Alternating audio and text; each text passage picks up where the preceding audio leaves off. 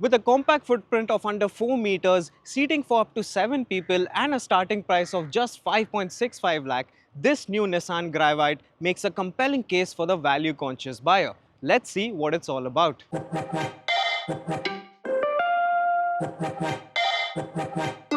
For the past few years, Nissan has been banking on just the Magnite compact SUV to bring in the numbers. So the new Gravite has a lot riding on its shoulders. Let's start off with the design. In case you didn't already know, this is a product of the Renault and Nissan joint venture, and this is essentially Nissan's version of the Renault Triber. Now, unlike the Magnite and the Kaiga compact SUVs, which included proper sheet metal changes, this is merely a badge engineering exercise, and the changes are limited to soft parts like the bumpers. Now, in terms of design, here up front, you get this large grille, this wide imposing grille that's finished in gloss black, and the center stage is taken by the new 2D Nissan logo. On the top, on the bonnet here, you get the Gravite lettering, and lower down there's some interesting elements like this C-shaped elements on the outer edges of the bumper. Now interestingly, this is a launch edition car, so you get some different elements like these orange detailings, and there are some other elements around the car as well. And another point to note is that you get different LED DRL signature compared to the Triber. The changes along the side are less prominent compared to the Triber, the most obvious of which are these 15-inch wheels. No, they are not alloy wheels, they are in fact wheel covers, but Nissan has done a good job of giving that dual tone effect, and it does look quite nice and premium. Now, this being a launch edition car, you also get this graphic along the side, which is not going to be there on the standard car. And this is also a new paint shade called Forest Green, and I think it looks quite nice. Then other things to note, you also get roof rails, and yes, they are proper functional roof rails, and they have a carrying capacity of 50 kgs. The rear of the Gravite 2 is quite similar to the Triber. So you get exactly the same tail lamps, these beak-shaped tail lamps that have some nice interesting LED details in them. And you also get the Nissan logo here in the center with the Gravite lettering lower down. The big change, however, is the bumper. It's completely different, and like I mentioned, this being the launch edition, you get these orange accents on these C-shaped elements in the outer edges. It's worth noting the launch edition is limited to just 1001 units, and apart from the cosmetic differences, you also get more features inside. Speaking of which, here's what the cabin is like. Like the exterior, the interior too shares a lot with the Triber. So here in the Gravite, you get a similar dash layout, but interestingly, it gets the older layout of the Triber. The newer Triber, as you know, has the touchscreen here on the top and the AC vents lower down. But other than that, the dashboard layout is quite similar, and the dual tone color scheme as well. Interestingly, the Gravite does get different upholstery for the seats, so you get suede in the center and leatherette on the side, and it's really nice to the touch and feels comfy on the move. However, the light colored suede will be a pain to keep clean. So this 8-inch touchscreen takes center stage, and it's not the slickest to operate, and it doesn't have the best graphics around, but it's acceptable and it gets the job done. What's also nice that is it features wireless smartphone integration. Then you also have this 7-inch digital driver's display that shows you all sort of information like your trip, your fuel consumption, and it even packs in a tire pressure monitor. Interestingly, like the Triber, the Gravite 2 gets two glove boxes, the bottom of which is cooled, and there's also a cooled box here in the center that helps keep your drinks cool on a hot day like today. The driver's seat, though a bit flat, is quite well padded, and I like the addition of this armrest, which just adds to comfort on longer drives. However, there are some evident cost-cutting measures that have been taken place here in the cabin. For example, the roof liner here is the simple woven kind and not the knitted kind. This lamp here is also quite basic, and you also get hard and scratchy plastics all around. But given the aggressive price point of the Gravite, it is acceptable. It's a practical cabin too, with plenty of cubby spaces for your bottles, devices, and other small items. In terms of features also, this Gravite is quite well equipped. So you get this 8-inch touchscreen like I mentioned, this 7-inch TFT, then you get cruise control. Interestingly, it's only offered with the manual and not the AMT automatic. You also get a push button start stop, you get manual AC, and it's nice to see proper manual controls and none of those touch sensitive buttons. Other features include a rear camera, 6 airbags, a tire pressure monitor, and much more.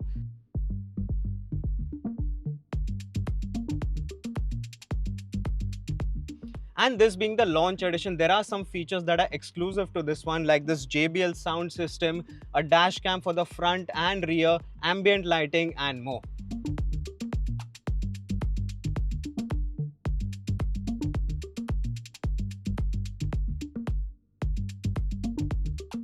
One of the Gravite's strong points is that it has proper seating for 7 people under 4 meters and this practical and flexible cabin.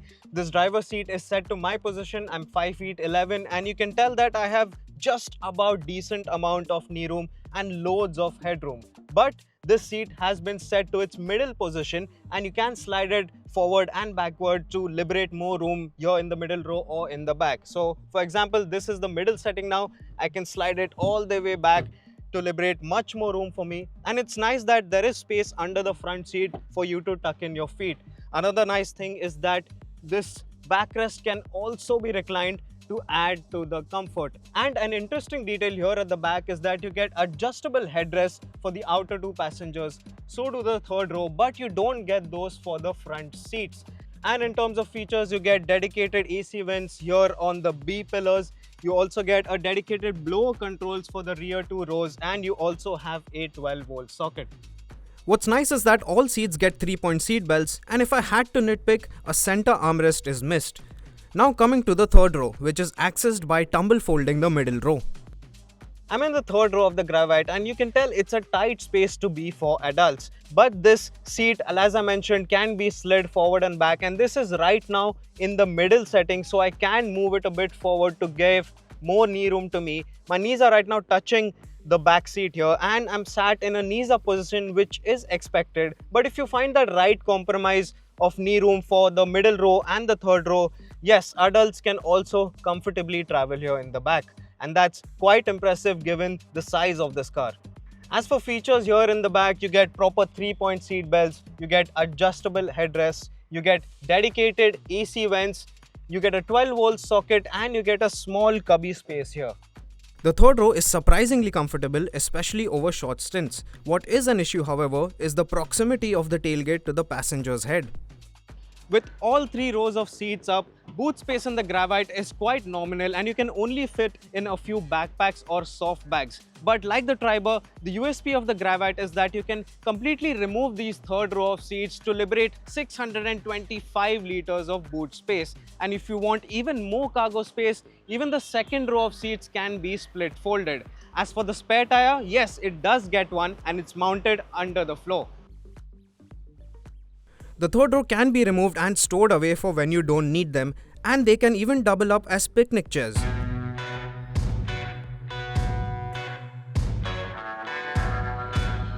With all that out of the way, let's see what the Gravite is like on the move. Now the Gravite is based on the same CMF A+ platform as the Triber, and as such it is mechanically identical. So yeah, you get the same 1-liter 3-cylinder petrol engine that puts out 72 horsepower and 96 Nm of torque. And it can be had with either a 5-speed manual, which I'm driving right now, or a 5-speed AMT automatic. Now being a 3-cylinder engine, there is that usual thrumminess and vibrations that you can feel both at idle and on the move. Those output figures of 72 horsepower and 96 Newton meters is nothing really to write home about, and it reflects in its numbers too.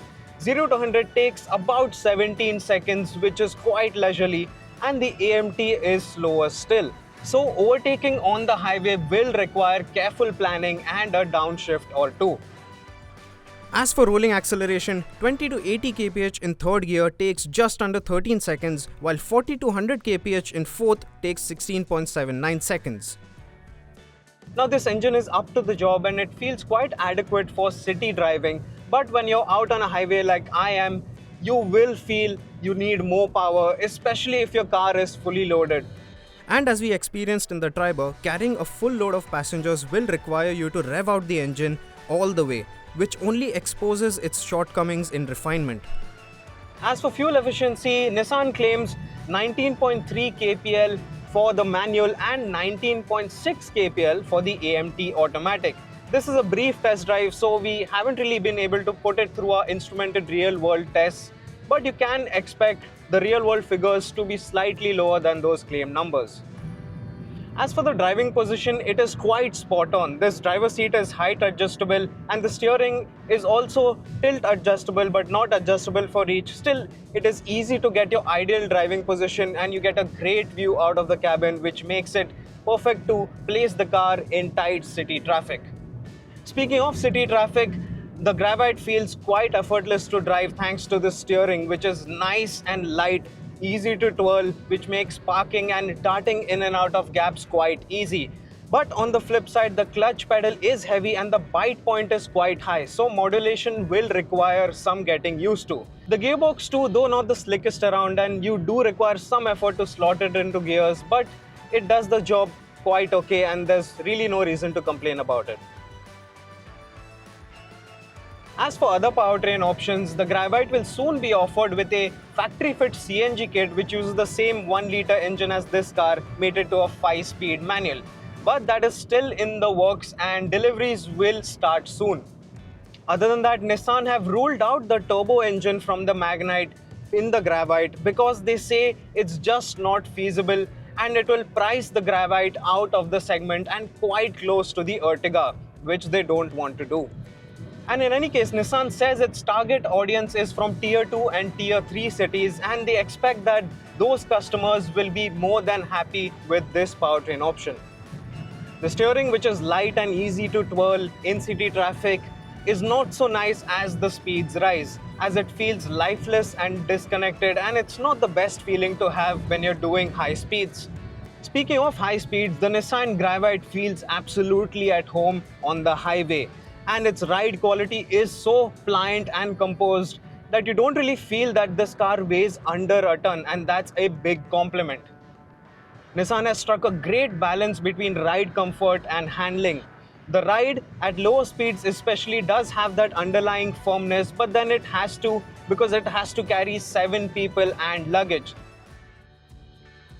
Right now I'm driving alone, so there is a bit of that underlying firmness and a bit of vertical movements, but that should improve greatly once the car is fully loaded, and then it will feel much more compliant.